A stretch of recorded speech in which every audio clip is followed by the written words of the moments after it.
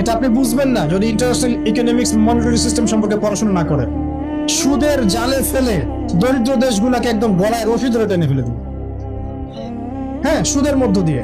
এবং পুরো ওয়ার্ল্ডটাকে এভাবে সাজিয়েছে, এর বাইরে কেউ বের হতে পারবে না। তারপরে ওরা ইন্দোনেশিয়াকে ইকোনমিক স্যাংশন দিয়ে দিয়েছে। ইন্দোনেশিয়া আস্তে একটা ভালো অবস্থান থেকে হঠাৎ করে ধাপ করে পড়ে গিয়েছে। যখন টার্কি এখান থেকে বের হওয়ার চেষ্টা করেছে, ওকে স্যাংশন দিয়ে দিয়েছে। ভেনিজুয়েলা যখন বের হওয়ার চেষ্টা করেছে, ওকে স্যাংশন দিয়ে দিয়েছে।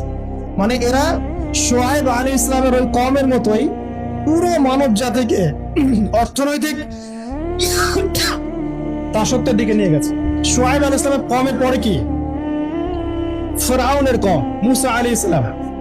ফিরআউন ছিল বিশ্বের সবচেয়ে প্রতাপশালী নেতা, যে নিজেকে এক পর্যায়ে বলেছিল যে আনা রব্বুকুমুল আ'লা, আমি তোমাদের মহান রব, তাই না?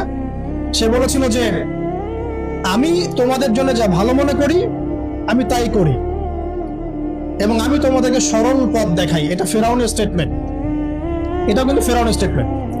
তো সে নিজেকে এক পর্যায়ে রব দাবি করে, এবং আল্লাহ পাক তাকে ক্ষমতা দিয়েছিলেন, দীর্ঘ হায়াত দিয়েছিলেন, ওকে জুলুমের ক্ষেত্রে আল্লাহ পাক অবকাশ ছাড় দিয়েছিলেন।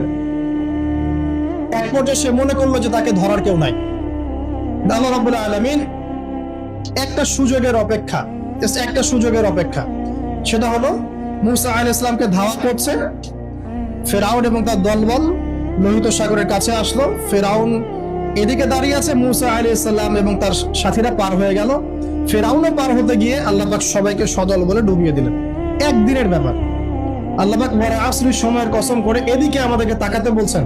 ইতিহাস ঘেটে দেখো, ফিরআউনের মতো বড় যারা স্বৈরাচারী ছিল তারাও টিকতে পারে না, পেরেছে।